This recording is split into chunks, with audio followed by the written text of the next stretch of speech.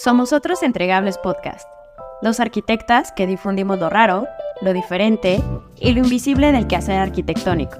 Cuestiona con nosotras las prácticas tradicionales de la arquitectura y ampliamos la perspectiva más allá de planos y maquetas.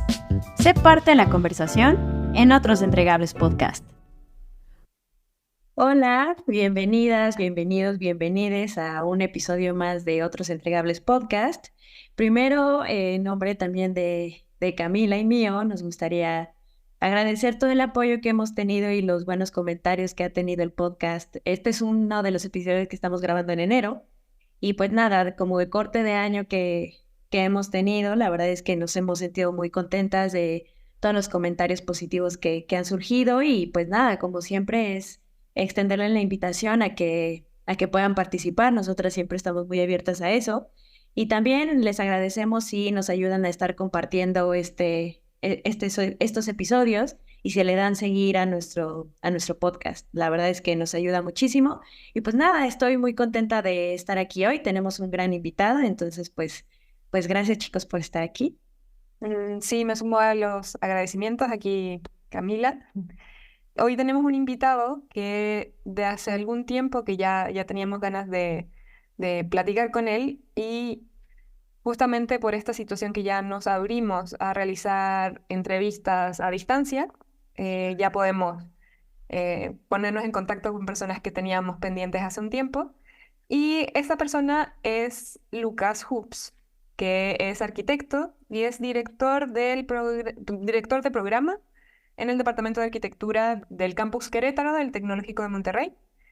Es una persona que tengo la fortuna de haberlo conocido por situaciones de trabajo, y creo que podemos tener una conversación muy interesante sobre esta visión profesional de la arquitectura con un entregable que es un poco, tal vez no tan tangible a nivel físico, sino que más a nivel de una visión mucho más a largo plazo de lo que implica crear un programa tal vez o encontrar maneras de ser un mediador dentro de la institución, de la Facultad de Arquitectura, en este caso una particular, pero tener esa visión mucho más amplia de cómo mediar entre distintas personas que están involucradas en la formación de futuros profesionales de la arquitectura. Entonces, bienvenido Lucas, muchas gracias por aceptar la invitación, y no sé si quieres presentarte un poco y contar de qué es lo que haces.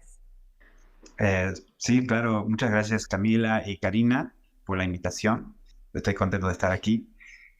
Y bueno, claro, cuento un poco de quién soy y qué es lo que hago, ¿no?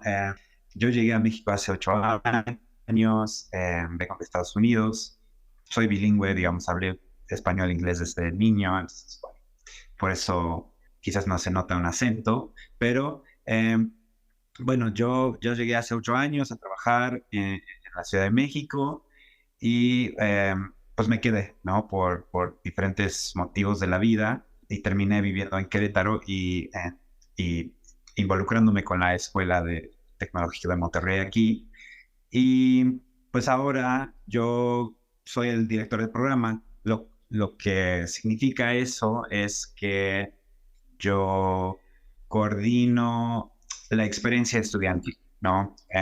Yo ayudo con temas de, ¿no?, asesorar qué es lo que deberían de cursar, apruebo, no sé, si se van de intercambio, materias que cursan en el extranjero, también programo eventos, ¿no? Es decir, pláticas, charlas o quizás eventos más relacionados con la academia, de sus materias, ¿no? Dar cierto reconocimiento a alumnos que han sido destacados en la carrera, o bueno, también algo a la que había invitado a Cami fue el Crit Day, que es como las presentaciones al final del semestre, donde intentamos tener a externos que vienen a ver el trabajo de los estudiantes y pues darles como un feedback que al final también creo que en muchos casos sirve más a los profesores que a los estudiantes, pero bueno, es como un evento que hacemos al final del año. Entonces,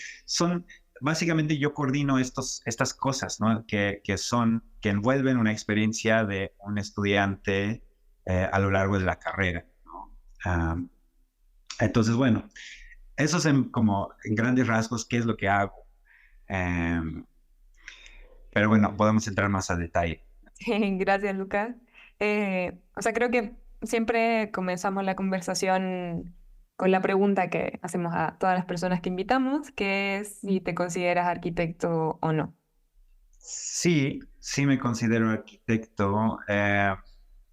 Digo, ya llevo que desde la pandemia trabajando en la academia, ¿no? Entonces, no, y desde hace 2 años y medio en la dirección en particular. Y claro, ya no estoy tan involucrado en procesos como tradicionales de la arquitectura, que sería, ¿no?, el diseño de algún proyecto, llevar alguna obra de construcción, pero sí, sí creo que sigo siendo arquitecto en temas disciplinares, ¿no? Tengo que diseñar, ¿no?, un semestre en algún sentido o diseñar eventos.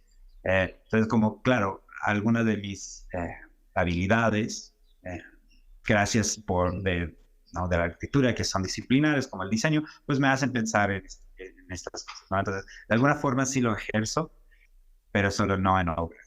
Eh, ¿Me pueden?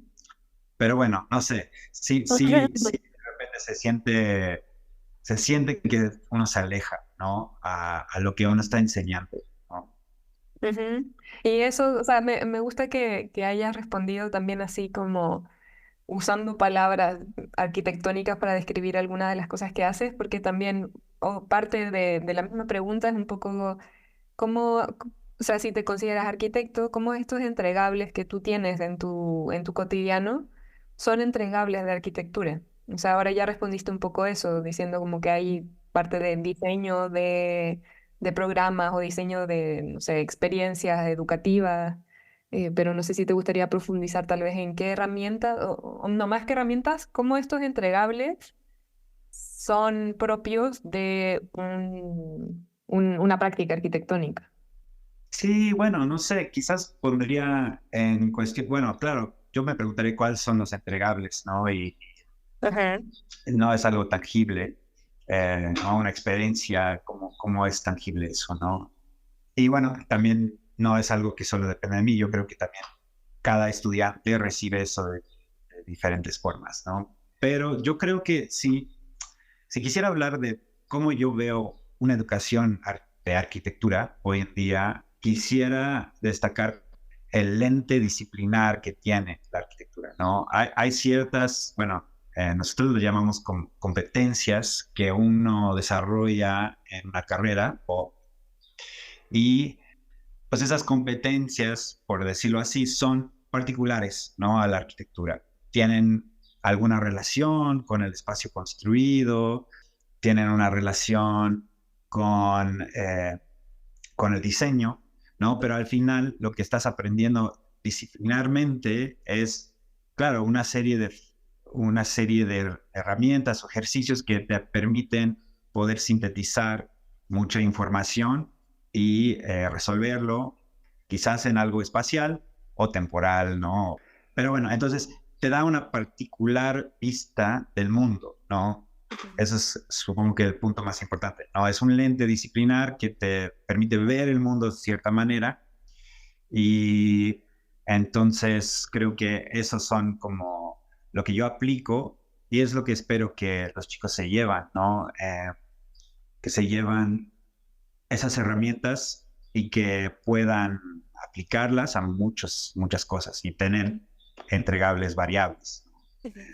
Oye, Luca, a No sé. mí desde la vez pasada que comenzamos a hablar, tu posición o tu trabajo me parece increíble porque como que te da la oportunidad de conocer a estudiar, bueno, a personas muy jóvenes con estos intereses sobre lo que es la arquitectura, ¿no? Y de hecho creo que empezamos casi que con una pregunta hasta casi filosófica, ¿no? ¿Te consideras arquitecto? ¿Qué es la arquitectura, no? Y cómo lo piensan, pues personas jóvenes que tienen este interés de estudiarla, los acompañas en su camino mientras la estudian. También encontrarás quienes se salen, ¿no? Que dicen, esto no es para mí. Y después, o sea, también parte del proceso es estudiar qué campo hay, ¿no? Para ejercer la carrera y así. Entonces, como que trasladar eso a los programas que está ofreciendo la institución donde trabajas. Entonces, creo que justo hay pocas oportunidades de repente de preguntar esto a ciertas personas con tu trabajo, pero a mí me gustaría ir como desde el principio, ¿no?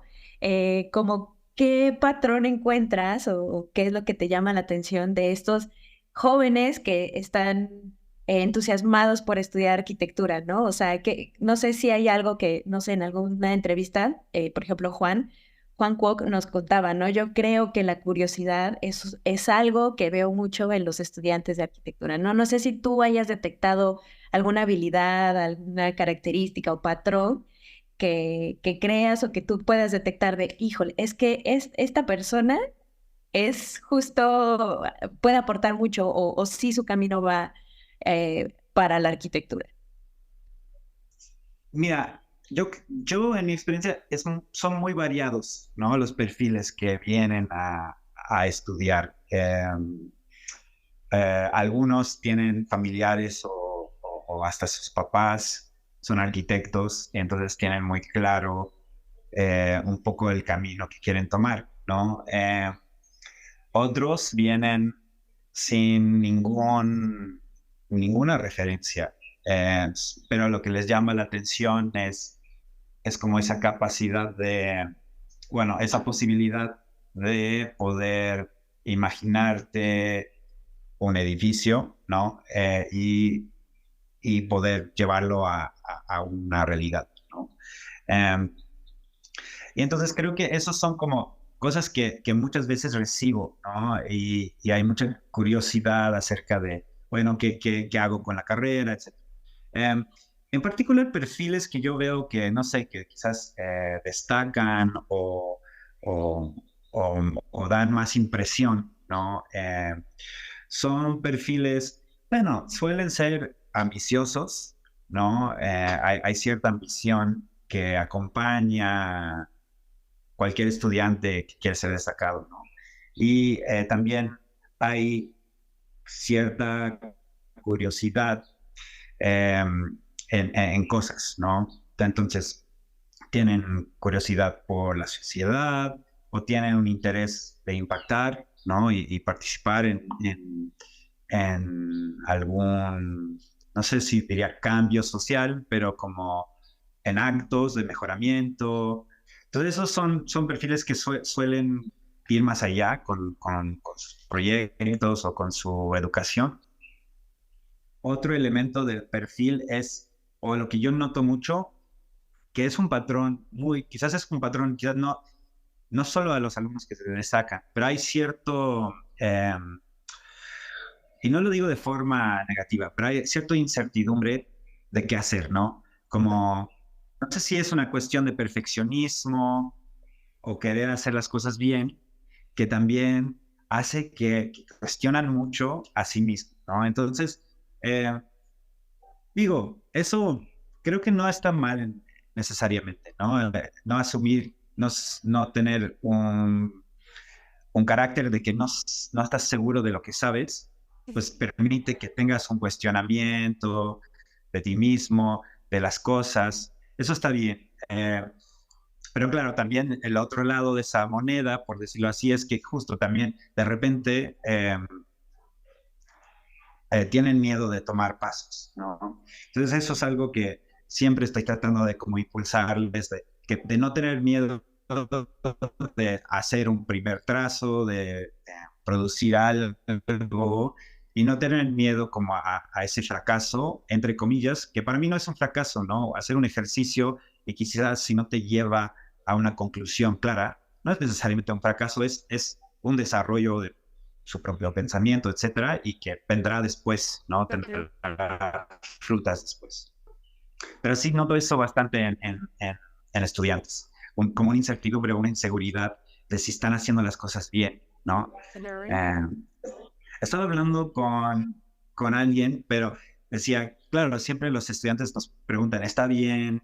Esto está bien, lo otro. Y es como, bueno, con que tenga muros y techo, pues está bien, ¿no? En términos muy básicos. La pregunta es, ¿qué es lo que uno quiere hacer con esos muros y techos, ¿no? para ser muy gordo, ¿no? Con la construcción, porque creo que puede ir más allá la arquitectura que una construcción, pero bueno, ¿No? siempre es como el objeto principal, eh, especialmente para alguien muy joven, Ujú. el objeto principal es el edificio, ¿no? Sí. Bueno, es que me parece curioso esto que mencionas, Lucas, porque creo que a mí también me ha tocado como conocer a diferentes arquitectos como en muchas etapas, ¿no? También desde estudiantes hasta, pues, me ha tocado hablar y entrevistar a personas, arquitectos ya con una carrera como muy establecida. Y estoy de acuerdo contigo en el sentido de que creo que hay un rasgo de perfeccionismo que también estará en otras licenciaturas o carreras, ¿no? Pero creo que sí es algo muy característico de las personas que deciden estudiar arquitectura, como esa ambición de probar algo, de trascender, ¿no? De repente por medio de algo que ellos materialicen. Y estoy de acuerdo también en el sentido de esta inseguridad, ¿no? Creo que también, como estamos muy acostumbrados a ver la arquitectura como el producto final de la foto del edificio, pues no vemos como todo este detrás y que muchas veces el proceso es muchísimo más rico. Entonces sí me ha tocado también tener algunos estudiantes, como dices, ¿no? De, híjole, es que hasta hacer una raya ya me pone, me saca de mi zona de confort, ¿no? O llegan como muy de mi plano de AutoCAD y de repente el lápiz lo rayas y así, y es como, ¿no? O sea, como medio se asustan y como soltarse y así les cuesta porque ya quieren ver el producto final, ya quieren como que se vea bien y que funcione a la primera. Y la verdad es que la arquitectura muchas veces es prueba y error, ¿no? Entonces eso también puede asustar y también es una desventaja que pues para poder hacer eso pues se necesita una inversión de tiempo grande, ¿no? Que a veces cuando eres estudiante pues claro que te pasa que pues, quieres irte a la fiesta, quieres y no, o sea, el proyecto tal vez requiere mucho de ti y de tu tiempo y tu energía para poder de repente funcionar. Y hay otros estudiantes, claro, que pues se invierten bien poquito tiempo y lo resuelven en 3 minutos, ¿no? O sea, como que depende mucho. Pero sí, totalmente de acuerdo con esto que has detectado, Lucas. Creo que eso es muy interesante. Ujú. A mí a partir de eso, o sea, especialmente de esa tal vez inseguridad que hay, porque es bastante común el como, profe, ¿le gusta esto? ¿O está bien esto? O que entiendo que es parte de saber que hay alguien que te puede guiar en el proceso, ¿no?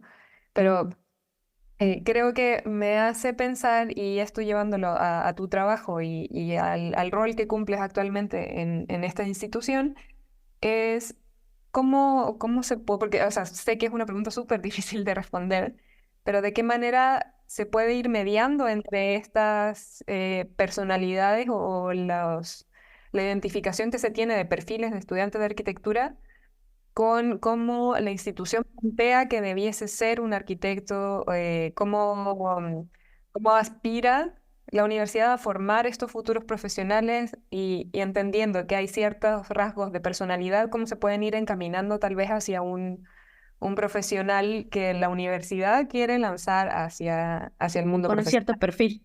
Ujú. Ujú. Porque entiendo que tu rol va también un poco de ese lado.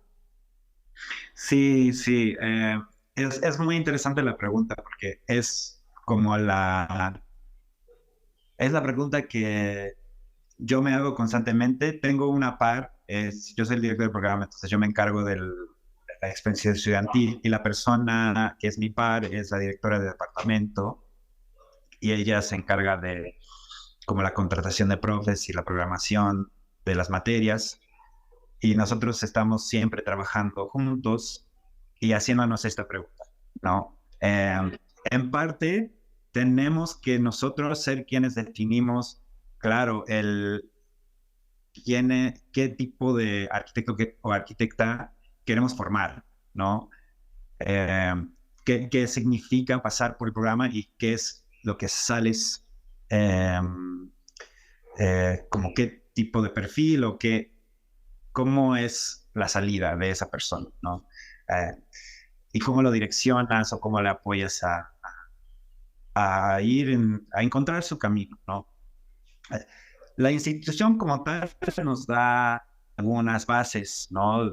Que se basan creo que se hizo un estudio de mercado de qué es lo que las empresas buscan en que tenga un recién egresado, ¿no?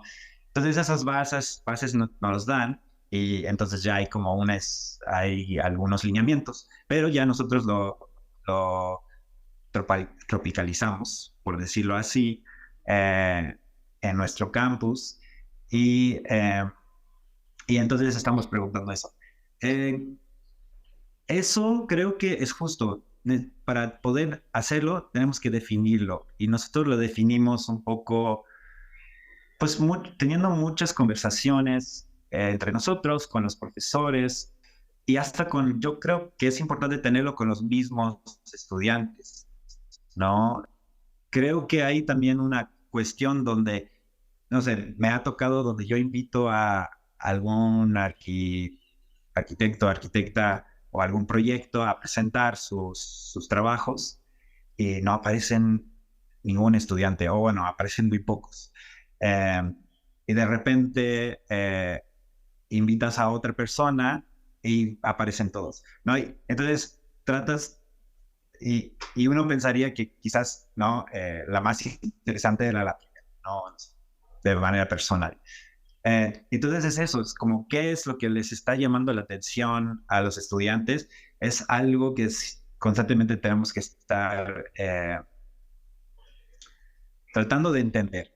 No, pero es un balance que se tiene que hacer con cuidado, porque por un lado, claro, un estudiante o los estudiantes tienen ciertos intereses y que son totalmente válidos y hay que tratar de reconocerlas y entenderlas, pero también quizás hay cosas que por nosotros, por tener experiencia, como docentes, como directores, pues sabemos que van a necesitar ciertas cosas o cierto bagaje o ciertas referencias para poder también ser perfiles completos, ¿no?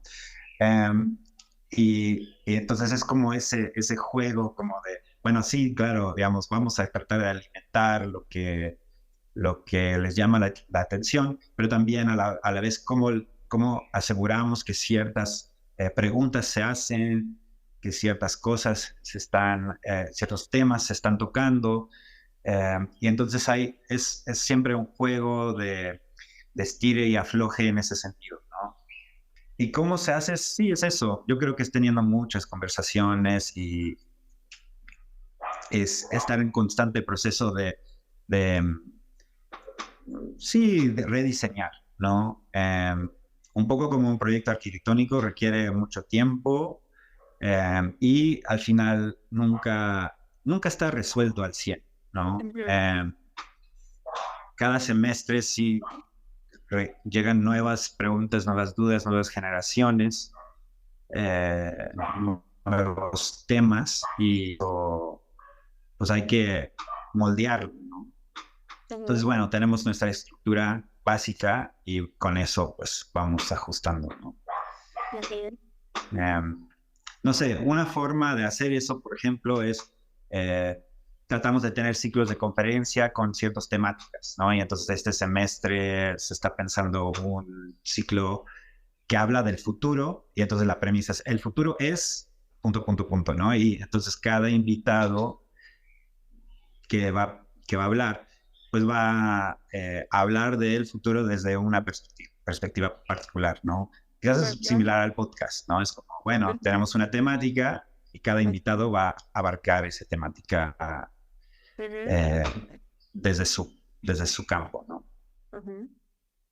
¿Y eso surge ahí desde ustedes de campus o es algo transversal? No, eso es algo que nosotros organizamos en nuestro departamento, ¿no? Entre profes, ¿no? Es decir, profes lo proponen, nosotros apoyamos o a veces lo organizamos también. Yo sé, cuando yo entré a la dirección el primer año, pues yo tengo acceso a todos los datos, ¿no? Yo sé quiénes son los alumnos, cuáles son los porcentajes de diferentes edades y géneros. Entonces yo vi que, pues claro, la mayoría de nuestros estudiantes son mujeres, no son.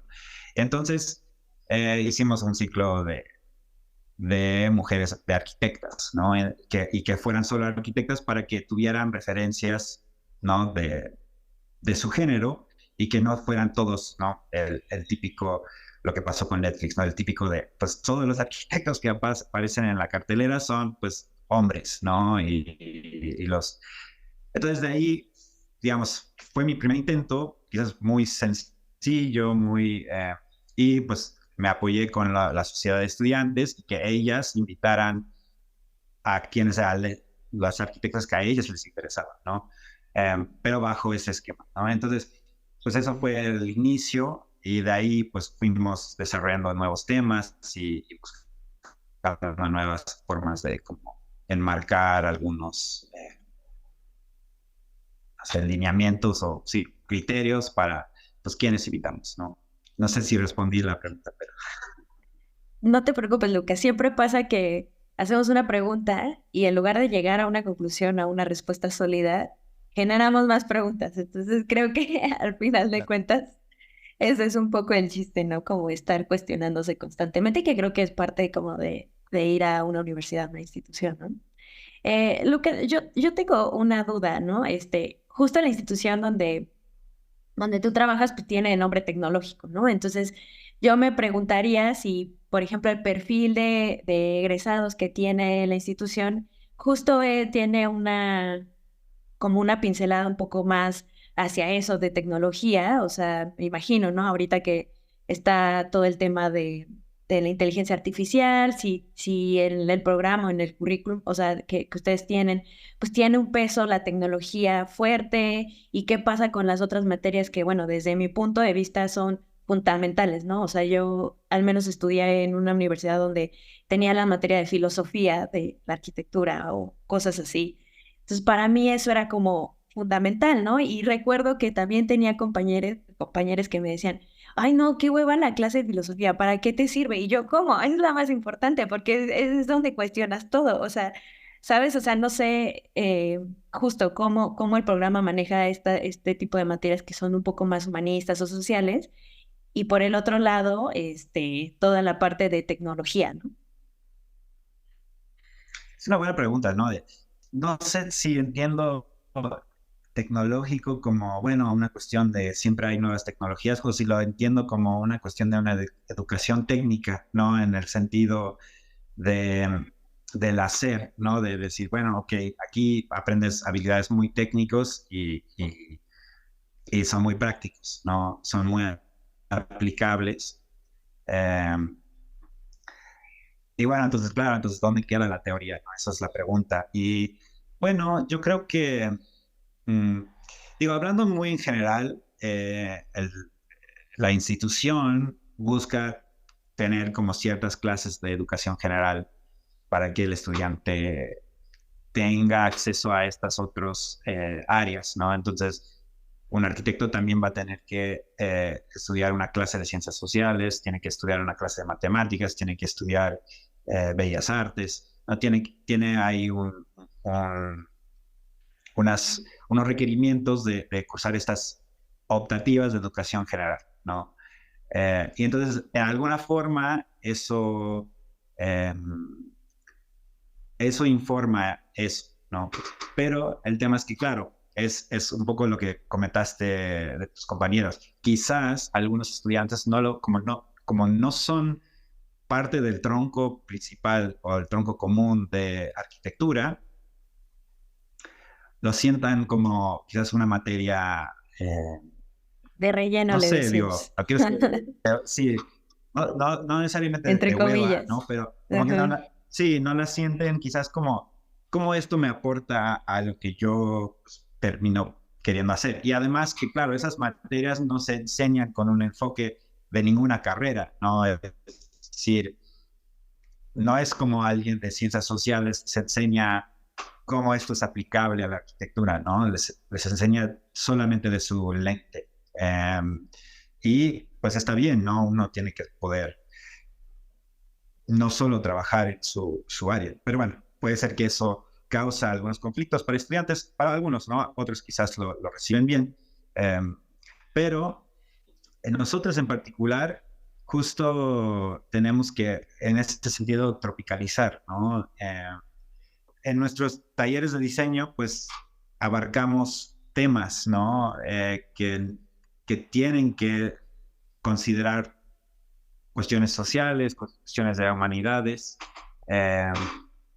dentro de los mismos talleres, ¿no? Entonces teníamos el ejemplo de un taller que se vincula con una huerta urbana, y entonces tienen que diseñar un módulo, un hábitat, que en una vez, digamos, sirve como espacio funcional de oficina para esta asociación, pero a la vez el reto incorpora como una especie distinta, ¿no? De la huerta. Entonces, no sé, han desarrollado módulos como donde crecen chiles, pero a la vez es como un espacio donde pueden ellos hacer sus cosas de oficina o de incorporar abejas. Entonces, todo esto se lleva como a cuestiones más complejas que suceden en niveles más avanzadas, como temas del crisis del agua en Querétaro, ¿no? O en México en general, pero enfocándolo en Querétaro, y cómo la arquitectura puede jugar un papel en la mediación de eso, o hasta hacer cierta crítica con las políticas urbanas que hacen que ese problema se amplifica, ¿no? Entonces, bueno, eso obliga que en un taller de diseño tienes que estar hablando de estos temas, y no solo estás hablando de, bueno, digamos, si la fachada está bien proporcionada, no sé, digo, como ejemplo, pero en realidad estamos pensando, bueno, cómo una arquitectura, pues, o qué significa ser arquitecto cuando tenemos que tratar un crisis de escasez o de sequía regional, ¿no? Entonces, eso es como nosotros al menos tratamos de mediar esa cuestión de, bueno, los temas filosóficos, sociales, humanistas, dentro de un proceso de diseño, ¿no? Sí. Creo que es algo que no sé cómo es en otros campuses, pero creo que sí puedo decir que en nuestro campus sí tenemos muy marcado eso en todos los talleres de diseño, ¿no? Es que igual por lo que entiendo, o sea, por lo que entiendo, lo que es tecnología es como teorías o conocimientos que se van aplicando a la práctica y de manera como más eficiente o como ese conocimiento científico aplicarlo de manera práctica. Y que por lo que entiendo sí van haciendo un poco eso. O sea, yo ahora último, pero a raíz de distintas situaciones fortuitas de la vida, hemos estado incluso, o sea, creo que en parte también por el podcast, en contacto con muchas personas que salieron del TEC de Monterrey, Campus Querétaro. Y creo que hay un cierto perfil donde sí pareciera que se inculca un poco más el hecho de hacer cosas, o sea, que ese conocimiento llevarlo a la práctica de alguna manera. No solo, porque yo no creo que la única manera de llevarlo a la práctica sea a través de hacer algo como, no sé, más, bueno, de llevado como más tangible, digamos, o un proyecto. O sea, para mí igual sería escribir y hacer una tesis. O sea, para mí igual son maneras, obviamente, de ejercer la práctica arquitectónica. Pero voy a que veo muchas personas del TEC de Monterrey que están tratando de hacer sus propios emprendimientos con respecto a intereses que tienen sobre cartografía, sobre curaduría, sobre... no sé, o sea, hay distintos perfiles que voy viendo que no sé si viene de la mano con la formación del TEC de Monterrey, o sea, del Tecnológico de Monterrey, de llevar a la práctica esos conocimientos que se les van entregando durante la carrera. O si es fortuito que justo estas generaciones más nuevas son más curiosas y más emprendedoras, no sé. No sé si tiene algo que ver con la formación de ahí.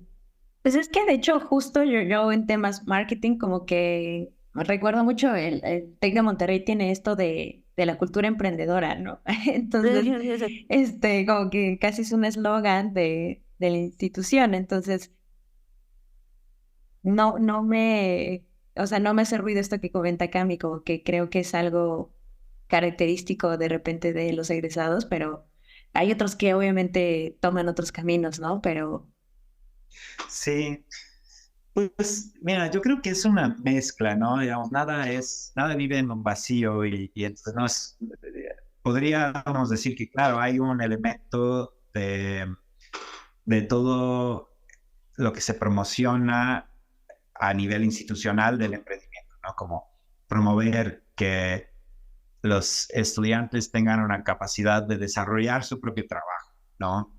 Entonces eso definitivamente es como algo que tiene, una característica que tiene y puede que eso juega un papel.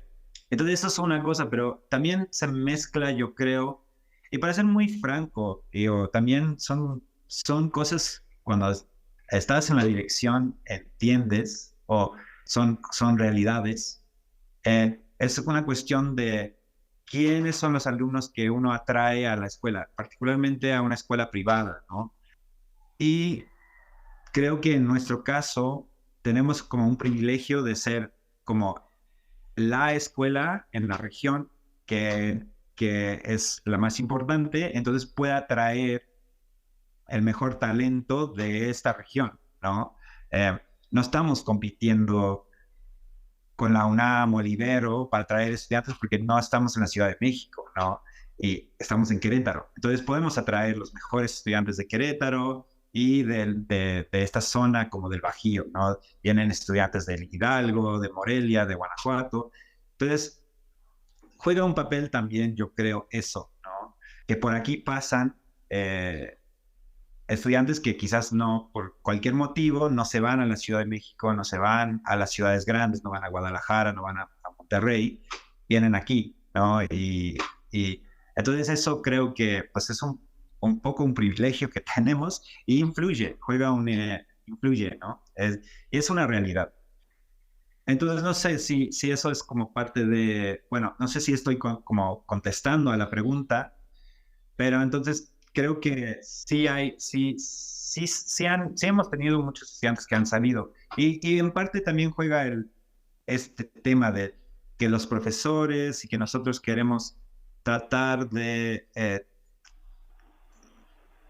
entrelazar temas sociales, temas humanistas dentro de nuestros talleres de diseño. Entonces también salen con esa experiencia, ¿no? Entonces como que esa mezcla quizás es lo que propicia ese tipo de perfil o esos tipos de estudiantes que, que mencionan, ¿no? Sí, sí, en realidad sí, sí, obviamente va de la mano y creo que, o sea, es interesante tener aquí o poder platicar sobre este perfil de una universidad privada, porque también se podría debatir sobre qué es ser mejor estudiante bajo la lete de una universidad privada, tal vez. Eh, y que entiendo que muchas veces pueden chocar, no sé, intereses personales que tengamos como individuos con los perfiles institucionales, pero en el momento de hacer un trabajo, hay como que, o sea, que eso es lo que me parece interesante justamente de tu perfil, que es tener que estar mediando entre esas situaciones, donde tal vez tú puedas tener algún interés personal de cierto tipo, la universidad tiene otro interés, pero tienen que ver la manera, y no sé, los docentes, tal vez te interesa cierto docente que no estás de acuerdo como con su postura personal como individuo, pero es un muy buen profesor y tienes que empezar a ver, o no, su perfil no se alinea con el perfil de la universidad, pero quiero invitarlo a este evento porque creo que puede ser bueno para que los estudiantes luego tengan esta otra mirada que no es parte de la universidad. O sea, creo que cuando platicamos antes de tener esta llamada, Cari mencionaba que te veía como un perfil muy de mediador y creo que fue una palabra muy aceptada. Y que tanto tú como entiendo tu par también, muchas personas que están en dirección o en cargos de ese tipo, necesitan tener esa facultad o esa habilidad para lograr mediar entre situaciones. Porque sí, muchas veces los intereses personales hay que también ceder para, no sé, con el fin de que la formación del estudiante sea finalmente lo principal de toda esta discusión. Sí, sí, exacto. Sí, yo coincido que, claro, tengo que trabajar un papel de mediador. Sí, sí me ha interesado mucho últimamente como la estructura de burocracia en general, ¿no? Hablando como desde una vista óptica antropológica, ¿no? Eh, Porque yo estando en ciertas posiciones entiendo que, claro, algunas reglas son temas de organizar muchas personas, que cada quien tiene una situación distinta, etcétera, pero cómo alinearlos para que no llegamos a cierta quizás estandarización, no sé si es la palabra, pero como no, asegurar que ciertas cosas se logran en la carrera y que, claro, eso merezca un título de la institución que también al final está avalado por la Secretaría de Educación Pública, ¿no? Entonces, tenemos que cumplir también ciertos como criterios para que pues ese título sea avalado, ¿no? Y entonces todo esto es como interesante porque hay ciertas cosas que, claro, alguien toma una decisión a una escala que está muy alejada del, no sé, el caso de algún estudiante en particular, ¿no? Y yo termino teniendo que traducir o interpretar esas intenciones para cuando me toca quizás un caso que, no sé, puede que tenga una condición particular y necesita un poco de ayuda o necesita como buscar otros caminos dentro de esa estructura. Y entonces, claro, yo me vuelvo como esta persona que comienza a interpretar eso y decir, bueno, mira, las posibilidades son estas, o no sé, o te podemos ayudar de esta forma, o mi sugerencia sería esto, para que, no, para que tu experiencia al final vale la pena, ¿no? El tiempo, el dinero que inviertes en eso y que salgas, ¿no? Logrando lo que esperas lograr. Eh, y a veces eso se lleva, ¿no? A estudiantes que se dan cuenta que no es para ellos, ¿no? Y fuera de eso es como mediar entre muchas personas que juegan ese papel, ¿no? Profesores que tienen sus intereses en sus materias y como, como un alumno, bueno, también hay temas, ¿no? De personalidades. A veces hay alumnos que no es que son malos alumnos, pero tienen cierto carácter y eso, pues, todos nos ha tocado, ¿no? Que quizás no te llevas tan fácilmente con otra persona que tiene otro tipo de carácter. Pues eso pasa todo el tiempo. Entonces también tienes que volverte mediador en ese sentido.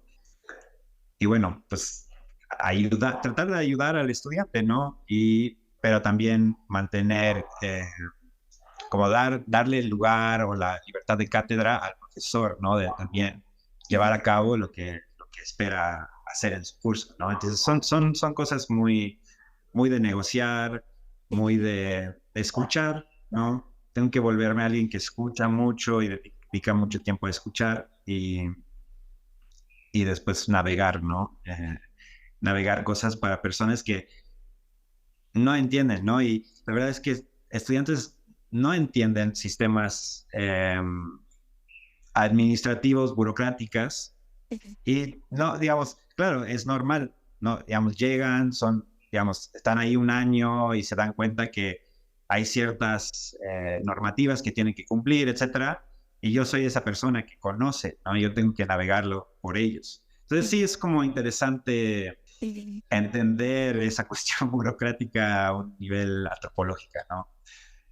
Lucas, No a sé, mí me dime. gustaría, bueno, en primer lugar, como señalar que creo que tu posición en una universidad es muy rica porque justo como dices, o sea, creo que tener una persona que te escucha y que puede mediar entre profesores y que no te, porque a veces como estudiantes te quedas muy como, "Ah", o me ha pasado que tienden a tomarse la opinión de algún catedrático como muy personal, ¿no? Y entonces a veces, pues no es personal, es más como de que el profesor tiene ciertas maneras, o a veces sí, o sea, no podemos decir que nunca pasa, ¿no? Entonces, eso me parece como algo muy lindo de tu perfil. Y eso también me lleva a tener ciertas reflexiones que son tal vez un poco más controversiales, ¿no? En el sentido de que, pues no todas las instituciones tienen la capacidad de brindar a un mediador como tú, porque donde tú estás trabajando, pues es una atención muchísimo más personalizada, más puntual, ¿no? O sea, de que son no sé, como 20 estudiantes en cada salón o en cada materia, entonces eso te lleva a tener pues justo pues una posición privilegiada y que creo que hablar de el Tecnológico de Monterrey pues es hablar de que hay alumnos que tienen cierto privilegio, ¿no? Entonces, en primer lugar me gustaría como preguntarte cómo la institución maneja ese privilegio con sus alumnos, ¿no? O sea, vas a ser un egresado que tuvo ciertas herramientas, y cómo las va a utilizar, digamos, como que éticamente, ¿no? Y por una parte, la pregunta es, ¿cómo maneja el tema del privilegio ustedes con sus estudiantes? Y la otra es que no sé, por ejemplo, estas escuelas Ivy Leagues en Estados Unidos, pues tienen de repente como ciertas agendas, ¿no? Entonces, por ejemplo, ahorita Harvard, pues tiene una agenda muy de las minorías, ¿no? De que en que minorías lleguen a espacios, de directivos y que cierto porcentaje de sus estudiantes, pues pertenezcan a ciertas minorías como para enriquecer pues la diversidad de estudiantes que tengan, ¿no? Lo cual pues me parece muy acertado, aunque pues de cierta manera pues siempre va a haber un sesgo. Entonces, no sé si el TEC de Monterrey ahorita tenga una agencia, más bien una agenda en arquitectura que vea hacia algún lugar, no sé, tal vez sigue siendo el tema de tecnología, sigue siendo el tema de emprender o no sé, te digo, en estas escuelas yo lo detecto más como el tema de la diversidad, pero me gustaría saber justo cuál es la agenda que tiene la institución. Ujú. Bueno, sí, sí hay agendas muy claras. Eh, por un lado, claro, desde la Rectoría General para todas las carreras, ¿no? Creo que hay una agenda de sustentabilidad, eh, hay una agenda pues sí, de diversificar, de poder decirlo así, hacer líderes de mañana, ¿no? Pero también la Escuela Nacional de Arquitectura, Arte y Diseño tiene ciertos lineamientos también que son más específicos y se enfocan más justo en temas de diseño y lo mismo, tienen como tres ramas que tienen que ver con el impacto social, el crisis climático y la sustentabilidad y el emprendimiento. Bajo esos lineamientos muy generales, nosotros tenemos que como alinearnos a eso, ¿no? Encontrar como dónde cabemos dentro de estos criterios generales. Y bueno, creo que son temas y de agenda importantes, pero para ser más específico, porque creo que son cosas como son tan generalizadas, hay muchas cosas que pueden abarcar eso, ¿no? Pero quizás para ser más específico, este año contratamos a Saida Mushi como una profesora de lo que llamamos Faculty of Excellence. Es como, no sé, hablando de Harvard, por ejemplo, como cuando invitaron a Rem Koolhaas a hacer como su laboratorio de urbanismo, no sé cómo se llamaba, pero como donde él hizo ese trabajo con estudiantes donde publicaron muchísimas cosas, hicieron muchas investigaciones y él fue como este invitado renombrado, pero al final, claro, él venía, no sé, 4 veces al semestre a revisar y tenía sus no asistentes que llevaban más lo cotidiano. Eh, entonces, bueno, ahora invitamos a Saida Mushi como un poco en esa estructura, ¿no? Algo similar, donde ella es como una académica destacada a nivel mundial y que viene a ingerir un poco en justamente estas agendas, hasta en programar ciertos de las materias y requisitos que tienen que cursar los chicos a nivel como de teoría e historia, ¿no? Entonces sí hay una agenda, creo que enfocada a un tema de cómo abarcar el tema de género en arquitectura y cómo hacer que sí. Es que la realidad es que al final, cuando analizas cuántas personas estudian arquitectura que son hombres o mujeres, es mucho más, el porcentaje mayor es de mujeres que están estudiando arquitectura. No hay un interés de mujeres de estudiar arquitectura, pero cuando vemos ese equilibrio en la profesión, definitivamente el peso mayor o el porcentaje mayor va hacia los hombres, ¿no? Entonces, como te haces esa pregunta, ¿por qué es así, ¿no? ¿Por qué tantas arquitectas que estudian y se reciben, ese demografía no se refleja en un mundo profesional, ¿no? Eh, entonces, claro, nosotros creo que eso podrías decir que es como una agenda muy particular ahora y que nos interesa también en Querétaro muchísimo hacer esa pregunta y cuestionar y ver, bueno, entonces quizás es una cuestión de cómo se toman los datos, ¿no? Porque quizás estas arquitectas que se reciben trabajan en otras cosas que son relacionados a la arquitectura, pero estos datos que se toman solo le preguntan a los despachos que construyen, ¿no? Y entonces, bueno, claro, entonces ahí predominan hombres, pero si no se toman en cuenta otras áreas o otros tipos de trabajo, entonces, claro, no se consideran las mujeres en esa estadística. No sé.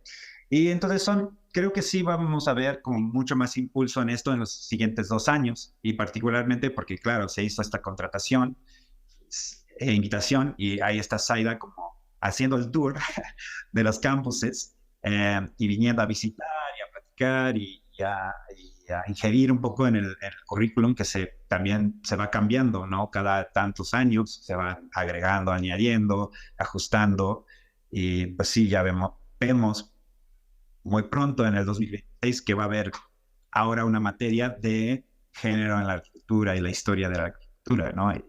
Que es diseñada por Zaida y su equipo, ¿no?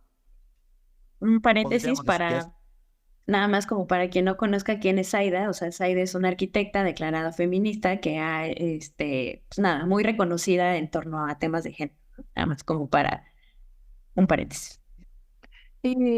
Hablando sobre eso me parece interesante que lo plantees el cuestionamiento de los datos, de cómo se obtienen los datos, porque parte de dónde nace el podcast es sentirnos o sentir que dentro de los espacios laborales más tradicionales era un poco difícil encajar algunos perfiles que no necesariamente querían ser proyectistas y diseñar y construir.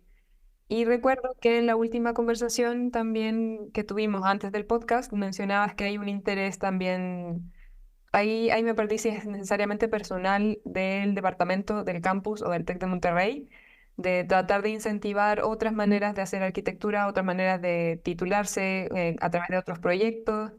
Y no sé si eso viene a partir de un levantamiento estadístico o qué es lo que les lleva a tratar de plantear esa otra manera de formar arquitectos. Ya. Sí, no, bueno, esto es lo que yo comentaba, era un interés, bueno, por un lado personal y creo que también desde nuestro departamento, ¿no? Eh, quizás podrías interpretar el programa que es nacional, ¿no? Que también busca eso, pero, pero sí, hablaba más no tanto de algo que es como estudiado estadísticamente, pero hablaba quizás más desde nuestro perspectivas personales, de experiencia, ¿no? Pero el interés pues en ver nuestros colegas que hacen cosas muy distintas, ¿no? Tenemos colegas que, claro, se enfocan quizás más en temas urbanísticas ya, ¿no? Y ya no son ya no construyen tanto, o temas de, eh, de diseño con comunidades, o personas que hacen derivas por la ciudad, ¿no? Eh, y que de alguna forma eso es parte de su práctica. Quizás no viven al 100% de esas actividades, pero es parte de, ¿no? de cómo viven y cómo generan su actividad profesional, que bueno, termina culminando muchas veces en la academia, porque es como un espacio donde eso se valora, ¿no? Entonces sí hay, pero sí viene más como de una pregunta nuestra, de decir, bueno, ¿qué es qué significa ser arquitectura en el futuro, ¿no? Tengo una colega que se llama Cintia, que hizo su tesis de maestría sobre, claro, un futuro especulativo donde ya no se permite la extracción de materiales. Entonces, ¿qué se vuelve el trabajo de un arquitecto o arquitecta en ese futuro, ¿no? Donde, pues, ya, ya es muy importante catalogar lo que existe y si se genera alguna demolición o una desconstrucción, como ella usa ese término como más que demolición, desconstrucción. Entonces, cómo el arquitecto se vuelve, cómo la arquitectura se vuelve una práctica de quizás catalogar estos materiales, guardarlas, pensar cómo se vuelven a usar cuando se tiene que volver a estructurar algo, eh, y cómo hay dinámicas, ¿no? De, de, de trabajar con personas en la ciudad para como asegurar que estos procesos sean seguros, y que se reparten, ¿no? De una forma correcta también, ¿no? Porque claro, si limitas el recurso, pues ya no es como un capital que crece sin un límite, ¿no? Que es como existimos hoy. Hay un límite porque ya no se extrae más, ¿no? Entonces se usa solo lo que hay. Entonces me pareció muy interesante esa propuesta y creo que ilustra un poco esa idea, ¿no? Entonces, claro, ¿por qué no pensar en el trabajo de arquitectura como catalogar la ciudad? ¿Por qué no entenderlo como generar estructuras de organización para reparar elementos de la ciudad, ¿no? Entonces es como una forma. Entonces, claro, entonces nosotros decimos, bueno, claro, hay personas, reconocemos, ¿no? Hacen podcasts, hay personas que se dedican a la investigación, hay arquitectos que se dedican a cuestiones activistas. Entonces, si todos esos profesionales están haciendo eso hoy en día, entonces quizás la definición del arquitecto o de la arquitectura como profesión se cambia, ¿no? Se cambia debido a que ya hay estos antecedentes y pues entonces hay que abrir esa definición. Y bueno, entonces de eso surge, ¿no? Entonces nosotros en el departamento dijimos, bueno, ¿quién es el perfil, no? Entonces siempre queremos que nuestros estudiantes entiendan que hay otras posibilidades y que, claro, a través de quizás un proceso de emprendimiento o algo así, pueden lograr que eso sea una forma de trabajar que les hace la vida, ¿no? Siento que eso se remite un poco o se vincula con el capítulo con Alejandro Hernández, que o sea, parecía, sé que bueno, estoy yendo a algo muy reductivo, pero como que podría haber dos caminos, digamos, en escuelas de arquitectura. Una es decir, arquitectura solo es proyectar y construir, y son solo Norman Fosters en el mundo que pueden ejercer esa disciplina, y entonces todo el resto creemos nuevas disciplinas, que tal vez no se llaman arquitectura, sino que se llaman de otra manera. O la otra es decir, arquitectura como disciplina también abarca todos estos otros perfiles, entonces tenemos que ampliar lo que realmente implica dedicarse a la arquitectura. Y si lo viera de esa manera, tal vez lo que ustedes están tratando de hacer es esa segunda opción de decir, esto también es arquitectura, hay otras maneras de dedicarse a la práctica profesional de la arquitectura y, y va más de la mano con cierto perfil de arquitecto y no con la actividad que se realiza, sino como y creo que puede ser interesante cómo se va ligando también cuando vamos preguntando a las personas que hemos entrevistado si se consideran arquitectos o no. Creo que hay ciertas similitudes, que eso sí tendría que ver con un perfil, que finalmente diría que hay un cierto alineamiento del perfil de ser un profesional de la arquitectura, que es como la curiosidad, cierta incertidumbre, como decías tú, pero es que creo que me gustó la idea de incertidumbre porque va de la mano, por un lado, con ser curioso. Y, o sea, es necesario no tener certezas de la vida para impulsarte a querer saber más cosas. Y eso pareciera que son perfiles que se comparten y que si los vamos encauzando hacia distintas actividades, creo que sí se podría hablar de una profesión que no necesariamente es estar proyectando y construyendo. Como que me pareció que se pueden ir ligando esos temas de manera interesante. Sí, yo creo que es eso, y por eso yo siempre trato de enfatizar esa cuestión que ya lo mencioné antes, ¿no? Pero pensar en la arquitectura como como un lente disciplinar. Y entonces ya, ¿qué haces con eso? ¿No? Es decir, desarrolla las herramientas y conocimiento que tiene un arquitecto, pero después ya verás cómo eso se aplica, ¿no? No solo, eh, porque claro, lo damos por hecho, pero muchas personas, y yo que, eh, no, en mi vida personal la verdad es que no interactúo con tantos arquitectos. Eh, entonces, creo que lo damos por sentado esta como capacidad de organizar y sintetizar y como traer a cierta resolución, que claro, en general es un proyecto de algún edificio, algún espacio, pero esa capacidad no lo tiene cualquier persona. Y es algo que se desarrolla, ¿no? Es algo en la que, digamos, una educación en arquitectura te puede dar.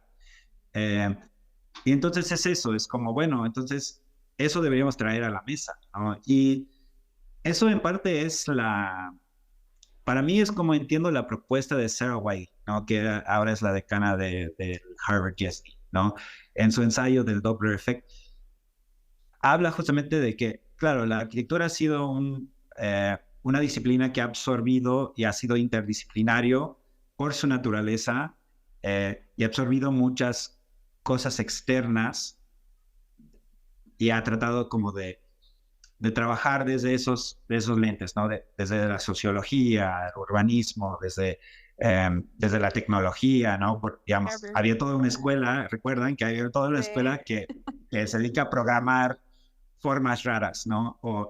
Y entonces entonces ella propone que, claro, entonces entonces todas estas disciplinas han alimentado a la arquitectura de alguna forma, ¿no?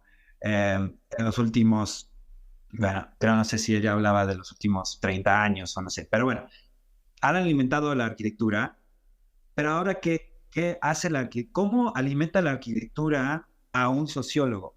¿Cómo alimenta la arquitectura a eh, a alguien de negocios o alguien no, de otras, cómo alimenta la arquitectura a otras disciplinas, ¿no? Y entonces eso me parece muy interesante el ensayo porque pone sobre la mesa a decir, ok, entonces, ¿qué es la arquitectura? ¿No? ¿Qué es lo que ofrece disciplinarmente esta educación, esta carrera, este conocimiento que está entre lo técnico siempre, ¿no? Pero tiene esta cuestión también epistémico, ¿no? Como más de la ciencia o la teoría, también tiene estas cosas, ¿no? Entonces, cómo eso aporta algo al conocimiento general, ¿no?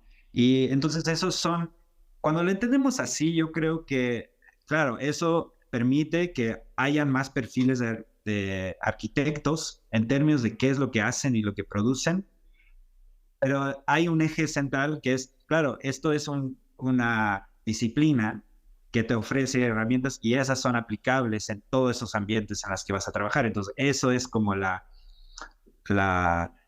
la parte central que te llevas de una educación de arquitectura, ¿no? Y si lo entiendes así, pues ya eso es lo que traes, ¿no? Y eso es lo que tienes para ofrecer, y eso es lo que hay de valor, ¿no? Para cuando ya sales y quieres participar en el mundo. Creo que ahí hay algo, un punto interesante. Tal vez nos vamos a ir hacia otro lado o tal vez no, no sé qué va a salir de esto. Eh, que es conversaciones que he tenido muchas veces con amistades que, o sea, yo sí tengo amistades arquitectas y amistades que son de las ciencias sociales, humanidades, casi, como que ese es mis dos mundos, digamos. Y de las ciencias sociales siempre hay una crítica hacia la arquitectura, que somos poco serios para investigaciones, por ejemplo. Que cómo puede ser que estemos hablando o utilizando a cierto autor sin realmente entender lo que dice el autor, sino que tomando ciertos conceptos y eso llevándolo como a tu proyecto o a lo que estés planteando. Y creo que sería interesante también asumir tal vez eso. O sea, que entiendo que es parte de lo que estás diciendo, que no necesariamente tenemos que ser especialistas en esa área, pero sí tener la capacidad de poder organizar o sintetizar o traer a la persona especialista al grupo de proyectos, proyecto sea construido o no. Pero ahí es donde creo que igual es importante reconocer que no somos especialistas, porque a veces sí pareciera que estamos en esa dualidad de queremos hacer estas otras cosas, pero sin asumir que no sabemos. Y pareciera que es como herir el ego, el asumir que no manejamos ese autor y no manejamos esa teoría y no leímos a Marx, pero estamos hablando del capital, o no leímos a Lefebvre y sí estamos hablando del espacio y de la sociedad, pero creo que sí sería un aporte, digamos, en esa discusión con esas otras disciplinas asumirnos como que no sabemos, pero no verlo como un defecto, y no como que eso está dañando nuestro ego de arquitecto el no saber, sino que solo no lo sabemos, necesitamos que colaboremos y es parte del ente disciplinar que estás mencionando. Sí, yo creo, digo, sí, va justo por ahí. Es un poco asumir qué es lo que nosotros podemos, bueno, qué es lo que uno conoce, ¿no? Y yo creo que esto pasa en otras disciplinas, solo que creo que justo, quizás la característica nuestra es eso de ser inseguros, ¿no? De tener cierta incertidumbre de qué podemos hacer o qué deberíamos de hacer. Pero claro, si tú hablas, tú puedes ver, no sé, cuestiones sociales, los puedes entender desde un punto de vista biológico y la biología va a decir ciertas cosas acerca de esas relaciones, que va a hablar de, ¿no? Multiespecies, pero también puede hablar de la humanidad y de, ¿no? Lo social puede ser concebido como una parte de una biología, ¿no? Pero también un antropólogo lo va a entender de totalmente otra forma o con otros métodos, otros. Lo único es que esas dos disciplinas tienen quizás mucho más seguridad en lo que ellos conocen por sus metodologías, por sus, ¿no? Entonces, y por lo cuáles son las discusiones que ellos tienen en esas disciplinas. Entonces, la verdad es que no, digamos, esa riqueza puede pasar si un antropólogo se mezcla con un biólogo y comienzan a entender lo social desde los dos puntos de vista, ¿no? Lo que tiene la arquitectura es que ya lo hace, ¿no? Ya lo tiene que hacer, y eso causa una inseguridad en la arquitectura, ¿no? Por no ser experto. No, no, pero sí somos expertos, solo que creo que no nos damos cuenta, ¿no? Entonces, si yo quiero, es eso, Henry Lefebvre puede entender el espacio público de cierta forma y claro, yo creo que leerlo nos va a ayudar a articularlo de cierta forma, pero un arquitecto que dibuja el espacio público también lo va a poder, lo articula, ¿no? Y pienso, por ejemplo, en otras maneras de vivir el espacio público, ¿no? Son una serie de dibujos y fotos, es una especie de etnografía, ¿no? Del espacio público, y entonces eso nos ayuda a entender del espacio público también, ¿no? Y aunque, claro, la idea se inspiró del Lefebvre, no sé de dónde, ¿no? Al final es su propia articulación de eso, ¿no? Entonces, eso es lo que quizás tenemos que comenzar a como entender, ¿no? De ese potencial de la arquitectura como una disciplina, ¿no? Ujú. Sí, sí, creo que... Ujú. No, o sea, lo de otras maneras, sí, creo que es un buen ejemplo, porque, o sea, para poner en contexto, al menos yo lo conozco como el Instagram y la plataforma, no sé si vienen como de una investigación más amplia, pero que hacen este catálogo de maneras de ocupar el espacio público, que tal vez sí no es un libro de teoría sobre cómo ocupar el espacio público, pero sí es cierto, como menciona Lucas, que es otra manera también de, o sea, estoy siendo como muy repetitiva eh, y muy redundante tal vez en el uso de palabras, pero es porque así es el nombre, que son otras maneras, pero esas otras maneras las logran catalogar y esa catalogación vendría desde un lente disciplinar que permite o hace posible ese lente por la formación del arquitecto. Yo, no sé, son cosas que quizás lo dejamos por sentado, ¿no? No, la capacidad de hacer un corte, ¿no? La cantidad de veces que yo tengo que explicar un corte a alguien que no es arquitecto, ¿no? Cómo hacer una sección de un edificio, pues claro, no es algo que es evidente, eh, pero es algo que sí podemos, digamos, alguien que estudia arquitectura puede entender, ¿no? Entonces hay una potencia ahí, aunque es una potencia quizás, claro, no entra en ciertas eh, formas tradicionales de entender como cierto conocimiento, ¿no? Como un libro, que es más fácil como poder ponerle autor y entender que un libro impactó con una teoría o algo. Eh, pero bueno, digo, nosotros estudiamos referencias. Y justo el asunto es, bueno, ¿cómo ampliamos esas referencias para que no solo sean Star Architects, ¿no? Y que se vuelven también otros tipos de proyectos, otros tipos de prácticas, y ampliamos ese red para que entendamos otras formas, ¿no? De hacer la arquitectura también, ¿no? Justo ahora que estamos como cuestionando la producción de la arquitectura, eso también me lleva a preguntarme, es que ¿quién hace arquitectura, no? Y entonces, pues justo, Luca, como te mencionaba anterior, pues estás en una institución donde, pues, la gente que va a producir esta arquitectura, la gente que va a construir ciudades, pues tienen cierto privilegio, ¿no? Y eso se va a ver reflejado en nuestras ciudades. Entonces creo que es una gran responsabilidad y también tal vez es un tema con Cami que también da clases en la universidad con cierto privilegio, ¿no? De cómo influye este privilegio o cómo se habla en las instituciones de que se tiene cierto privilegio, ¿no? Porque de repente surgen preguntas de, bueno, ¿por qué una persona que estudió o que pertenece a cierta clase social va a venir a diseñar un espacio público en una de las zonas más precarias de la ciudad, ¿no? Entonces, ¿cómo se maneja el tema de privilegios, sobre todo en las instituciones donde trabajan, para poder cuestionar las maneras en las que se produce la arquitectura sí, o sea, y que no siga replicando, ¿no? Como ciertos estatus a ciertas personas, ¿no? O sea, ¿cómo se habla de este tema en las instituciones?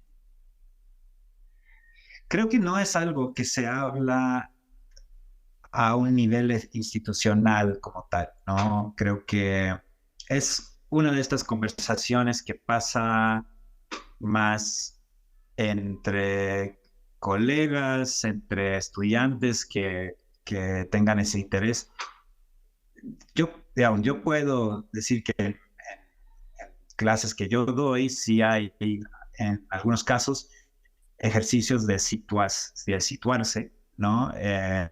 Donde justamente analizamos no solo una cuestión de como el estilo del arquitecto o arquitecta o la, la fecha en la cual una obra se construyó, pero, o tipologías, pero también quizás entender como justo eso, como cuál es el género, cuál era la clase social, ¿no? A quién atiendes. eh, y también trato de, digo, son cosas que la verdad es que tengo que tener esa conversación más, eh, es como una conversación más personal, ¿no?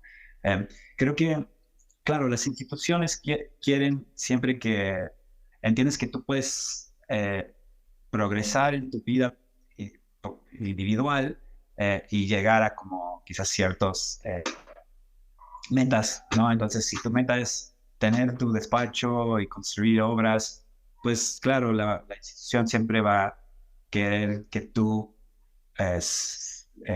vayas hacia en esa dirección, ¿no?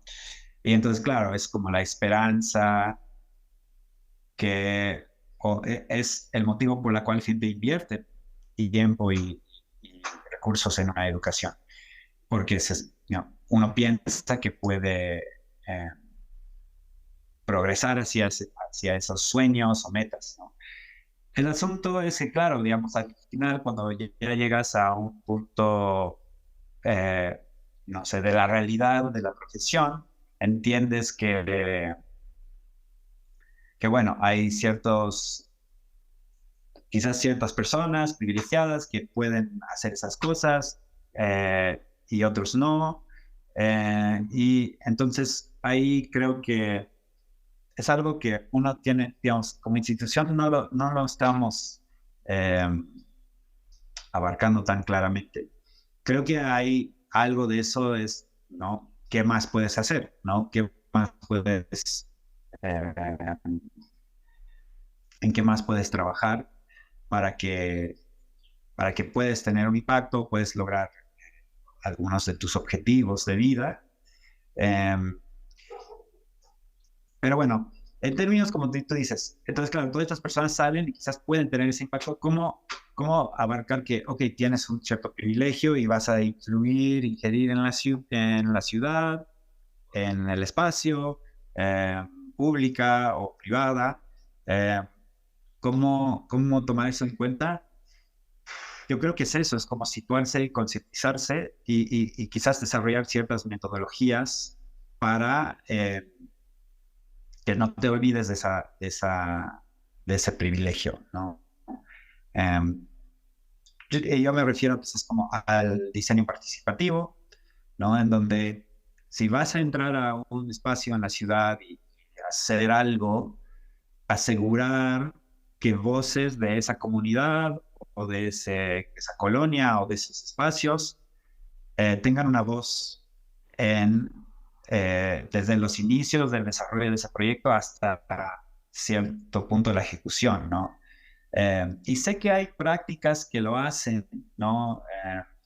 Donde hasta, bueno, pienso por ejemplo en Francis Quere, ¿no? Donde, claro, cuando se involucra la comunidad en la misma construcción o que traen los mismos materiales de algún espacio, se apropia más, ¿no? Y se vuelve más como algo de esa comunidad.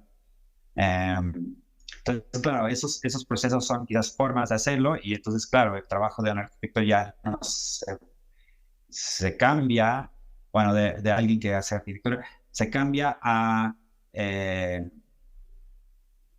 a más bien ser un mediador, ¿no? De estas cosas y poner, materializar, ¿no? Lo que necesita la comunidad, ¿no? Sí, podrían ser formas, ¿no? Pero justo son metodologías y quizás cambios de cómo uno ejerce para asegurar eso, ¿no? Porque claro, si ejerces desde un punto de autor, vas a lograr ciertas cosas, pero hay otras que no puedes lograr, ¿no? Entonces, creo que quizás es eso, es entender como esas diferencias eh, y qué puede aportar, ¿no? Otros métodos, otros procesos y otras prácticas. Ujú. O sea, yo creo que, al menos en mi caso, yo no tengo injerencia oficial a nivel institucional. O sea, yo al menos doy una clase, pero tengo como la fortuna de estar en una universidad pública y en una universidad privada y creo que sí hay diferencias en la manera, es que también particularmente es muy difícil hablarlo a nivel institucional porque son solo 2 cursos dentro de miles de cursos que tienen las universidades. Y las diferencias que yo veo al menos es cómo a nivel institucional están preparando a, a las y los estudiantes, como pensando en las herramientas que les están dando desde primer semestre y qué es lo que me pide la institución, que yo es lo que tengo que enseñarles a los estudiantes de ese nivel. Y que en el caso de universidad pública lo veo algo mucho más práctico, porque creo que hay una mirada de decir, estas personas lo más probable es que trabajen en una oficina, entonces lo vamos a enseñar a desarrollar un proyecto como para que ya desde primer semestre tú puedas estar trabajando en una oficina. Y en el otro lado, siento que son herramientas de tal vez tú vas a tener esta formación y que eventualmente te va a permitir a tú tener tu propia oficina y no estar como trabajando en otra oficina. Eh, y en un principio sí se me hacía terrible ver ujú, y que es sutil, o sea, no te dicen lo que estoy diciendo yo ahora, pero sí se nota al momento de estar viendo los programas curriculares, por ejemplo.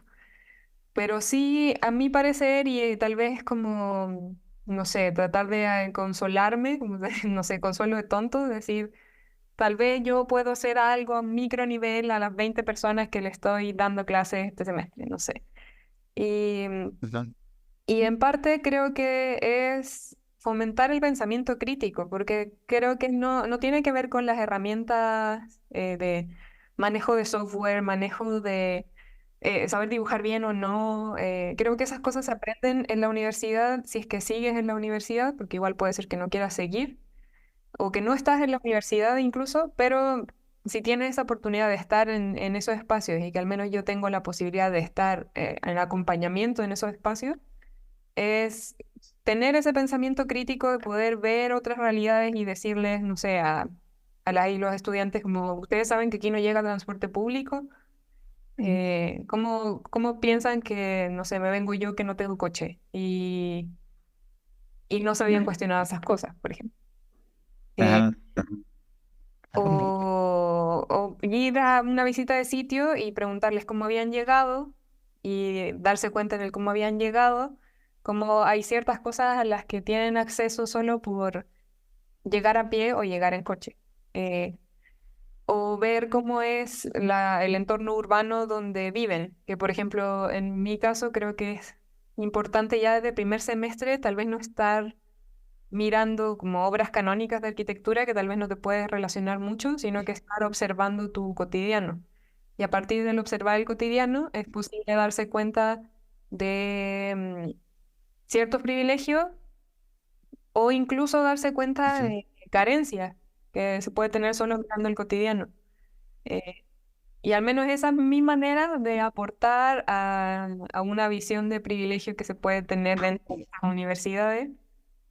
Pero al final es la misma aproximación que trato de dar de las dos universidades, en las dos realidades.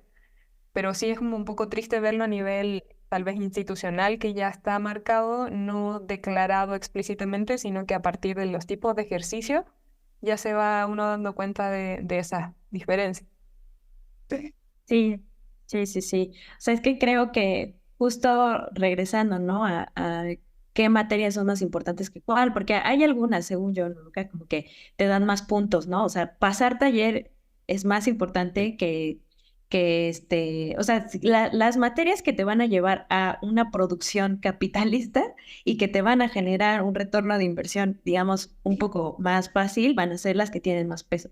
Pero creo que sí grave que en algunas universidades, pues sí, todas estas materias que promueven el pensamiento crítico, pues sí sean, pues tienen una validez un poco más baja y que porque creo que, o sea, algo que me parece grave y que tal vez es un cuestionamiento un poco más contemporáneo, es que no nos damos cuenta que con la arquitectura replicamos sistemas y modelos que pueden llegar a ser violentos y que con la arquitectura también construimos desigualdad, ¿no? Entonces, me parece, desde mi punto de vista, fundamental el poder hablarlo desde que estamos siendo estudiantes, ¿no? O sea, y que creo que nos pasó un poco a Cami y a mí, que creo, no sé, ese es tal vez un pensamiento que yo tengo, ¿no? Luca también me va a decir que podría de cuestionarlo, ¿no? Pero no sé, o sea, me daría la impresión que en algunas universidades públicas los profesores tienen un poco más de agencia en los temas que están elaborando, ¿no? Y entonces, justo, por ejemplo, a Camila y a mí, bueno, nos invitaron a dar un día o sea, como tenían estructurado el taller en la UNAM, era que todos los viernes invitaban a nuevos profesores a dar una plática sobre algo y entonces nos invitaron a Camila y a mí y ahí fue donde surgió un poco lo de otros entregables. Pero nosotros empezamos a hablar un tema, bueno, su proyecto iba a ser a diseñar un centro de estudiantes o algo así, ¿no? Y nosotras llegamos con el tema de la domesticidad, ¿no? O de los cuidados en la arquitectura. Y fue como que no, aparentemente no tenía una relación directa con lo que iban a diseñar y como de qué nos iba a servir.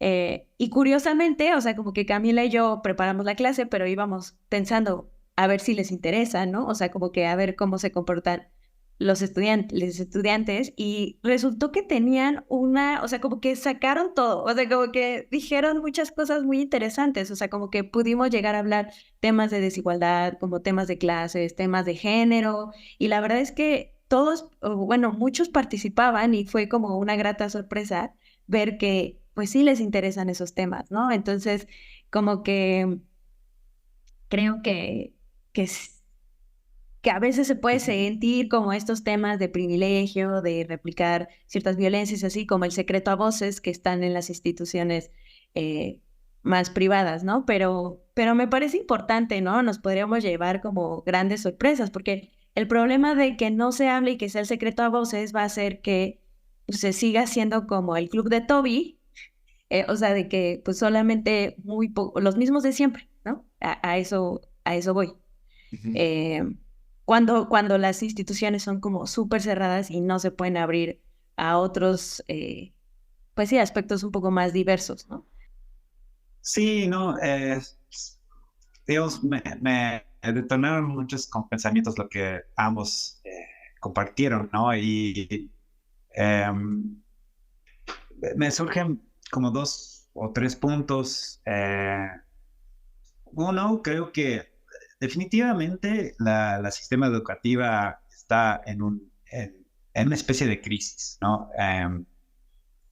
Y yo no, digamos, no voy a hablar solo de mi institución, yo creo que es algo eh, muy generalizado. No sé si yo diría mundial, pero sí diría, bueno, de lo que yo conozco, sí diría que en Estados Unidos definitivamente hay un cuestionamiento de si vale la pena una educación y para qué, ¿no? Sobre todo por los costos, ¿no? Que implica que ya son, pues son, sí digo, son sueldos enteros así para ir a estudiar y no tener cierta garantía, ¿no? De qué vas a hacer con eso. Eh, lo cual, entonces hay esa crisis que es muy generalizado, donde uno tiene que preguntarse cuál es el valor de ir y de educarme, ¿no? En una institución. Y por un lado, claro, se entiende eso de, bueno, un título me abre puertas para, claro, ser arquitecto, arquitecta, ¿no? Ser arquitecte.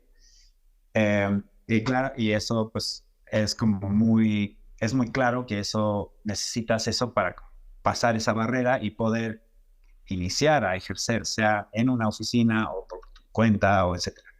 Entonces ahí eso es como una cuestión de valor, pero claro, es pensarlo como el producto de una educación, quizás no tanto como de un proceso de educación, ¿no? Lo cual yo creo que sí, justo espacios como lo que mencionó Cami, bueno, yo en mi clase pongo el pensamiento crítico o cuestiono ciertas cosas con ellos y ese espacio de encuentro para mí es lo que es muy valorable de una educación, ¿no? Que existe un espacio de encuentro y la verdad es que es lo único que uno necesita para llevar a cabo esos procesos de educación. Necesitas un espacio de encuentro con personas quizás con un poco más de experiencia, un poco más de conocimiento y personas con menos, pero esa interacción es la construcción de conocimiento por sí, ¿no? Entonces, si vamos a ser muy reducir, ¿no? Y muy fundamentalistas de qué es educarse, pues es eso, ¿no?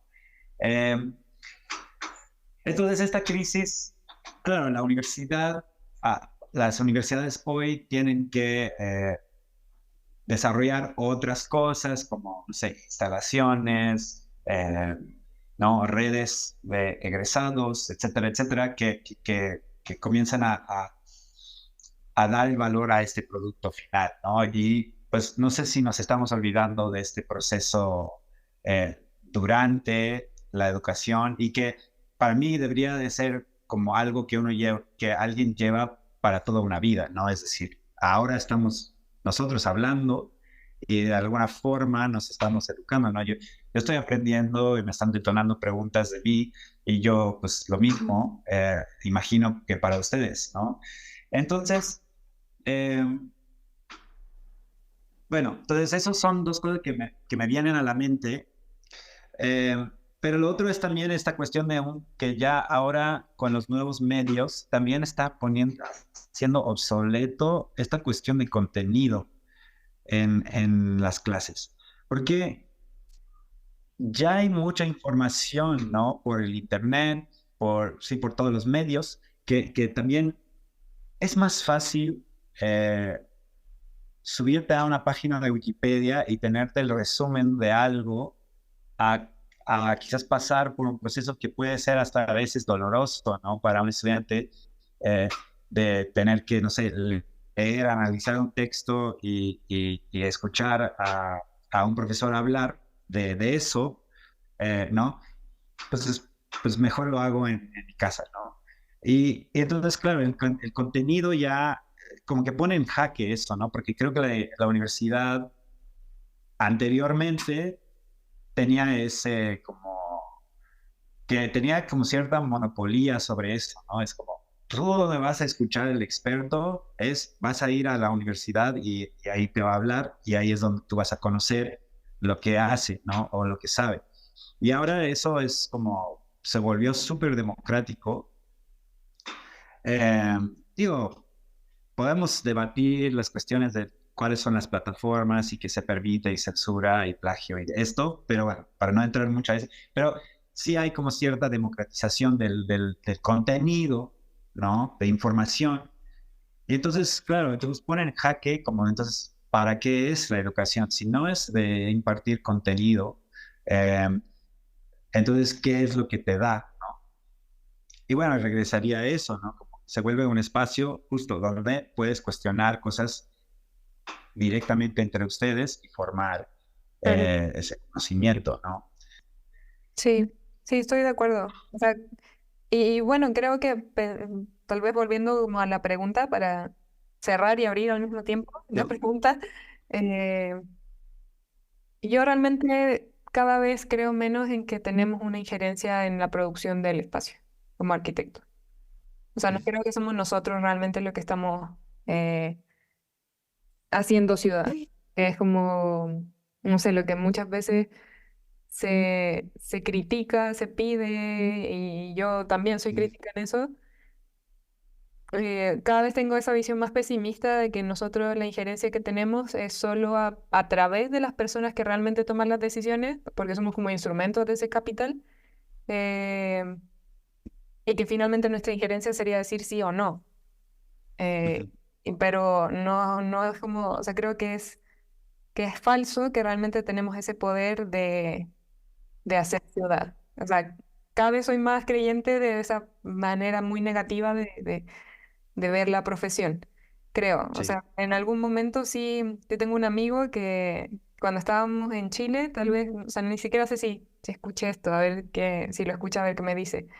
Pero él creía fervientemente en que, bueno, al menos en Chile no hay posibilidad de construir si no es con la firma de un arquitecto. No, no puedes construir. Ujú. Entonces él decía, bueno, si realmente nos unimos como gremio y decimos que no vamos a hacer esto, tenemos el poder de nosotros decidir qué se hace y qué no se hace en la ciudad. Eh, pero creo Claro. que esa visión cada vez la veo mucho más lejana. También viendo que ahora estoy en una realidad donde, por ejemplo, la autoconstrucción es una realidad súper latente, muy, muy real, digamos. Sí, Y, sí, sí. y, y entonces ahí menos injerencia tenemos.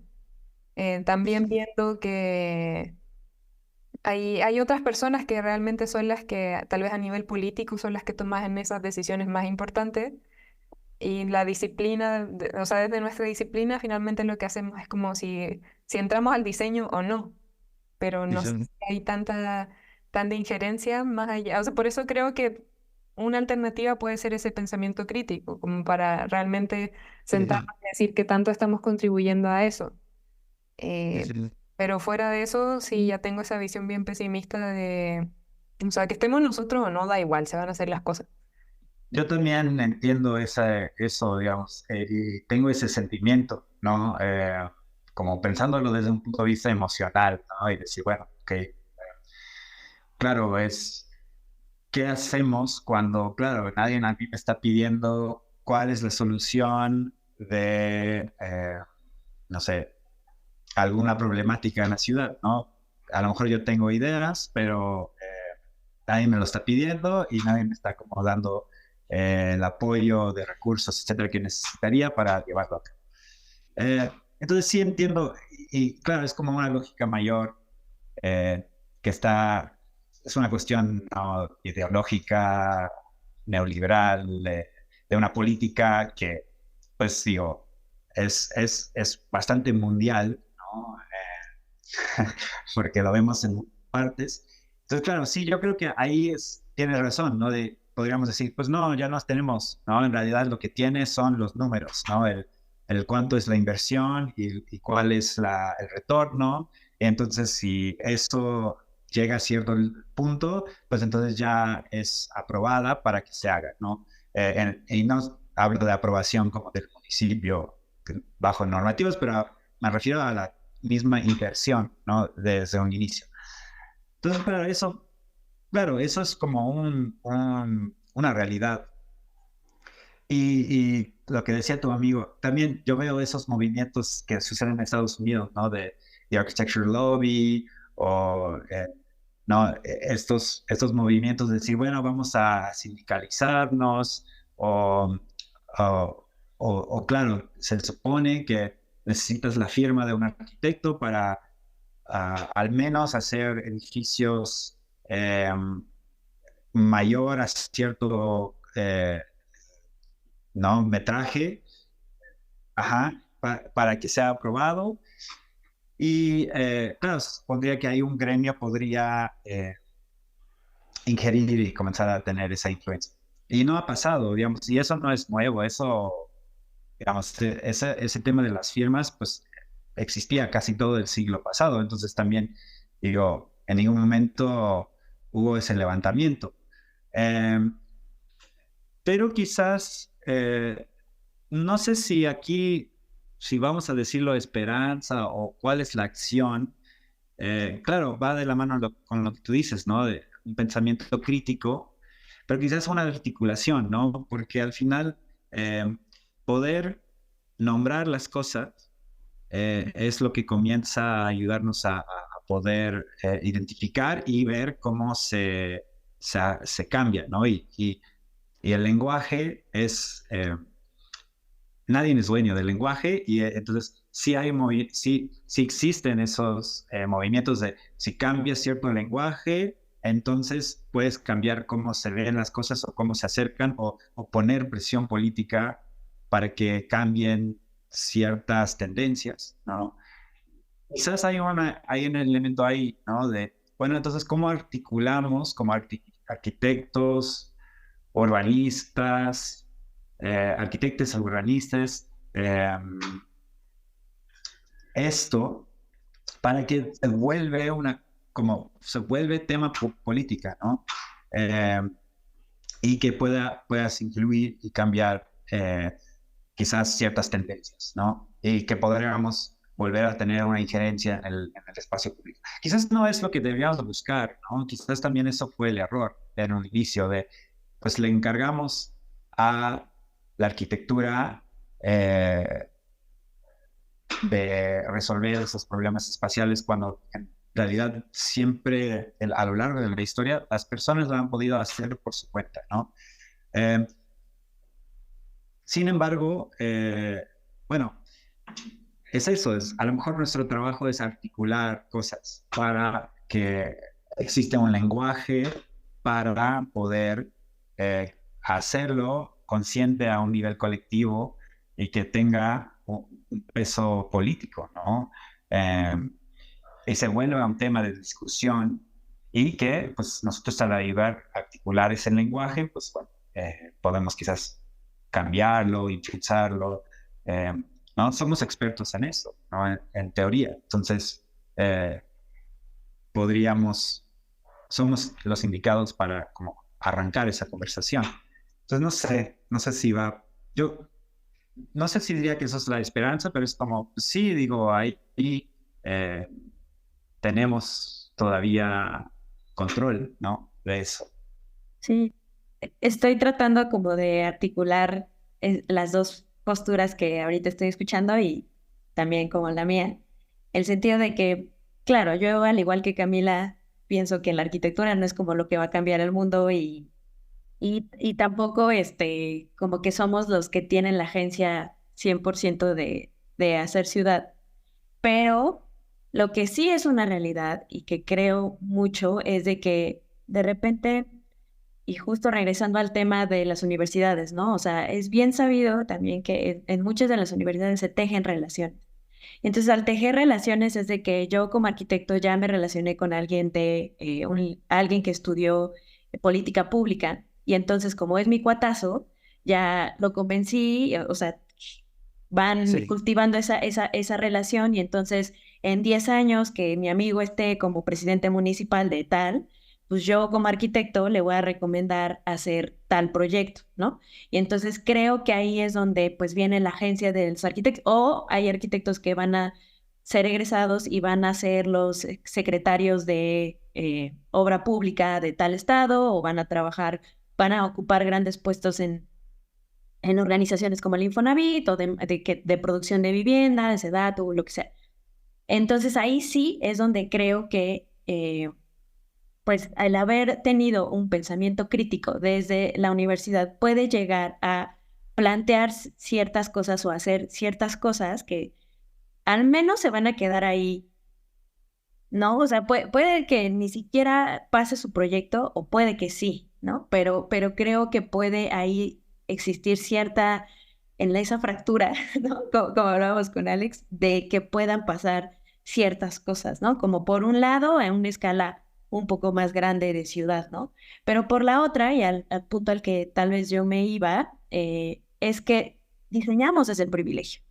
Si yo no tengo, si yo en mi formación, no nada más como arquitecta, no, o sea, si en mi vida en general, yo no, o sea, mi paso por la vida, ¿no? Digamos, tiene cierto sesgo que no estoy en contacto con minorías o con personas, no sé, que necesitan más ayuda así, pues eso va a crear un sesgo. Y entonces va a terminar pasando que, pues si siempre en la universidad y así le diseñé, así como diseño la casa de mi amigo que tiene cierto privilegio y voy a ir a diseñar cuando hay un concurso de obra pública de vivienda social, pues, sabes, las experiencias de los clientes son diferentes, ¿no? Y si voy a aplicar las mismas metodologías de diseño, pues va a terminar siendo medio un fiasco, ¿no? Como lo que terminó pasando con estas viviendas cuando fue lo del temblor, que intentaron hacer viviendas en zonas rurales y entonces diseñaban la vivienda como una unidad, ¿no? Y entonces metían el baño, metían la cocina y nunca se pusieron observar y que ahí estoy de acuerdo con Cami, que observen, ¿no? O sea, que documenten lo que están viendo, que pues en las zonas rurales por algo los baños y las cocinas no están en una unidad, ¿no? Entonces ahí es cuando yo digo, bueno, pues es que estamos diseñando desde el privilegio que estamos aprendiendo desde las universidades, ¿no? Es ahí donde digo, bueno, pues es que creo que hay que abrirse, o sea, porque si no, la visión que estamos teniendo para diseñar, ya sea hasta una silla, es sesgada, ¿no? Entonces, y ahí estoy de acuerdo con mucho lo que dice Lucas, o sea, creo que mucho del trabajo de las personas que estudiamos arquitectura, pues es ser mediadores, es ser, articular cosas, ¿no? O sea, como orquestar ciertas cosas, y ahí es donde creo que podemos aportar valor. Muchas veces, y creo que pues, sí, en la vida profesional vamos a topar con pared, como decimos, porque no se va a poder, o sea, mucha gente de gobierno así no van a acceder a hacer lo que nosotros podamos aconsejar o lo que sea, pero ya se sembró algo, ¿no? O sea, sí, yo estoy de acuerdo, o sea, es como esta parte, ¿no? De sí, no siempre va a ser, la arquitectura no va a salvar el mundo, eso soy fiel creyente, pero también creo que sí podemos articular como ciertas cosas que menciona Lucas. Sí, em, sí, yo creo que, bueno, más allá agregando eso, es como, claro, la arquitectura no va a resolver nada, pero pueden trabajar en conjunto ¿no? Porque claro, definitivamente necesitamos nuevas teorías económicas, necesitamos bueno, tenemos teorías económicas, ¿no? Pero necesitamos nuevas estructuras de organización, ¿no? Porque, claro, ¿cómo hacemos que tengan voz personas que son marginadas? ¿No? Hay muchas cosas y la arquitectura, pues, puede, es decir, tenemos que entendernos bajo este esfuerzo como colaborativo con otras cosas, ¿no? Y yo creo que hay valor si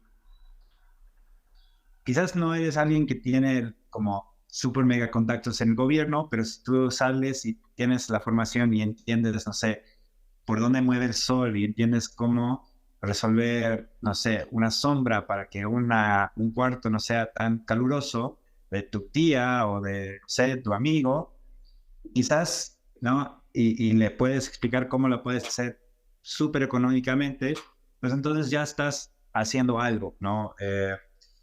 Y estás aplicando tu conocimiento a alguna problemática que para esta persona puede mejorar su vida, porque claro, ya su cuarto ya no es tan caluroso, ¿no? Y puedes reducir que no tenga que instalar aire acondicionado o no tenga que usarlo tanto y reduce lo que paga de electricidad, etcétera. No, no sé. Entonces sí son como esas cosas donde tenemos que ser como más ambiciosos en ese sentido como mundial o como de todo ese esfuerzo que se tiene que hacer mundialmente, ¿no? Que estamos en ese momento, yo creo, para hacer algo, pero pero entender que, claro, esa ambición es colaborativa y entonces tu parte es como esa pequeña parte, pues hacerlo, ¿no? Jugarlo y eh, disfrutarlo, ¿no? Digo, no sé. Eh, hay una delicia en eso, ¿no? Y no importa si te publicaron la sombra del cuarto de tu amigo o de tu tía, ¿no?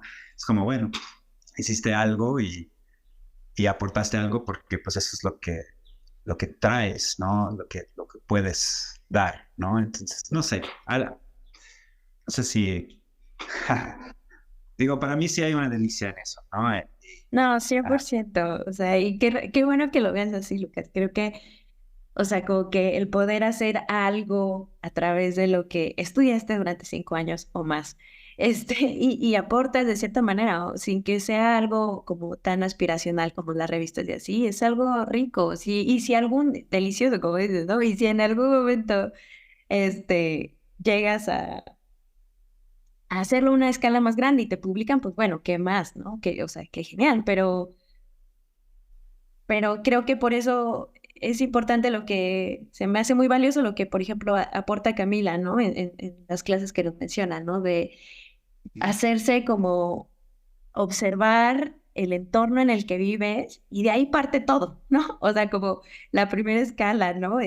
Lo primero que te rodea, observar, ser curioso y de ahí saber a dónde te lleva el diseño, ¿no? Pero Sí.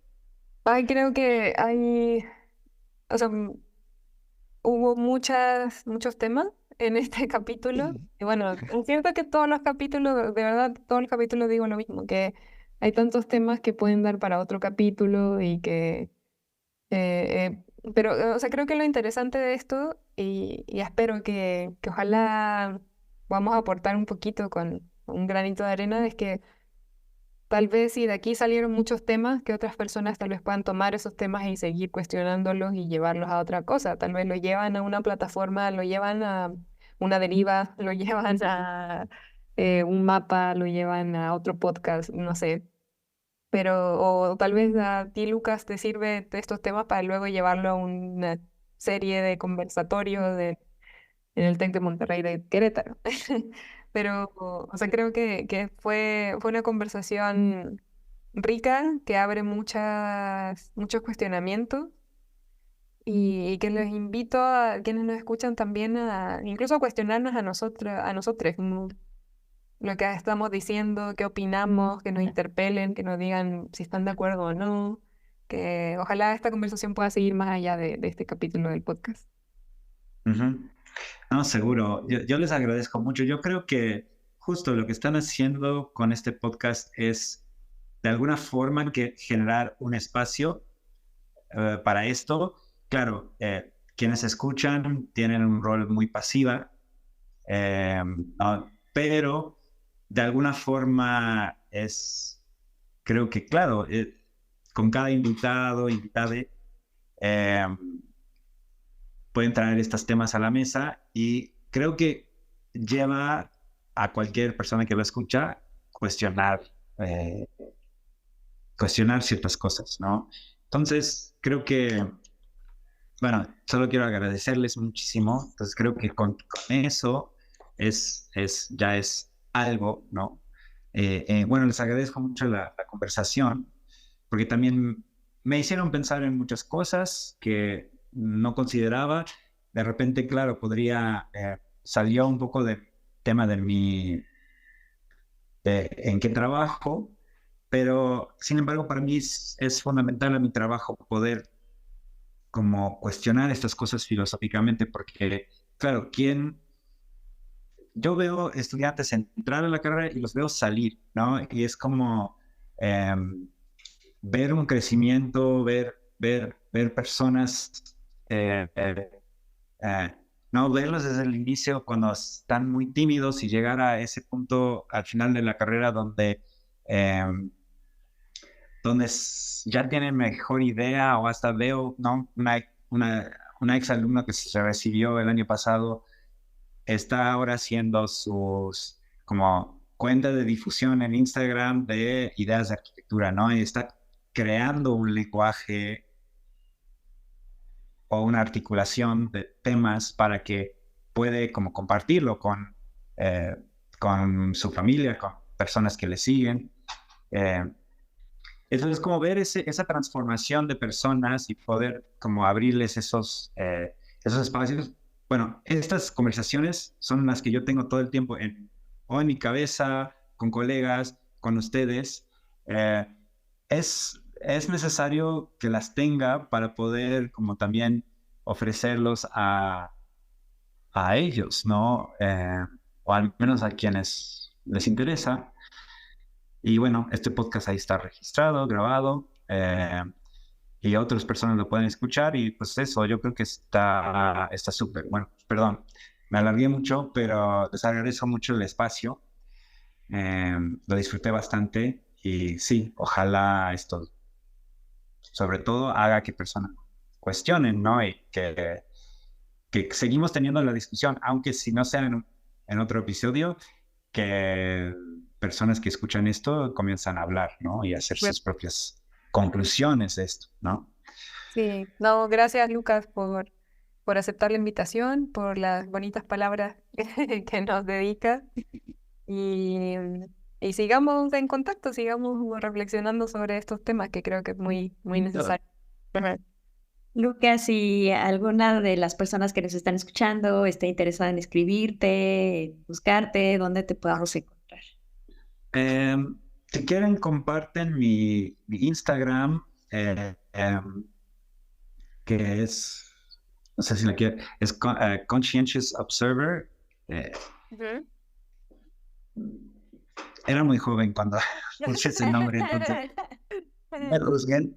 Pero bueno, creo que hay un ethos ahí que sigue, ¿no? De ser consciente y observar las Ujú. cosas.